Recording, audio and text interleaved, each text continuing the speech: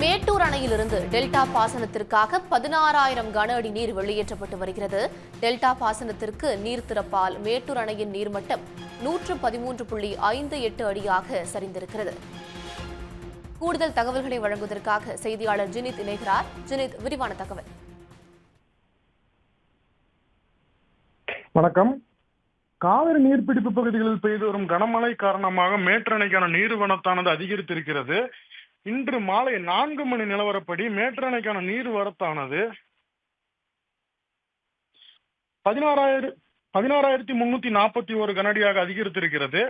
இன்று காலை 8 மணி நிலவரப்படி 8,218 கனஅடி வந்து கொண்டிருந்த தண்ணீரானது இன்று மாலை 4 மணி அளவில் 16,341 கனஅடியாக அதிகரித்திருக்கிறது. மேட்டூரின் நீர் மட்டமானதும் சற்று உயர்ந்து 113.58 அடியாக உயர்ந்திருக்கிறது.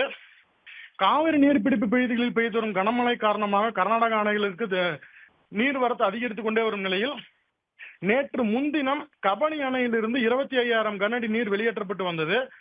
அந்த நீரானது இன்று இரவு மேட்டூர் அணை வந்தடையும் என நீர்வளத்துறை அதிகாரிகள் தகவல் தெரிவித்த நிலையில் இன்று மாலை 4 மணி நிலவரப்படி 16,341 அடியாக நீர்வரத்தானது அதிகரித்திருக்கிறது.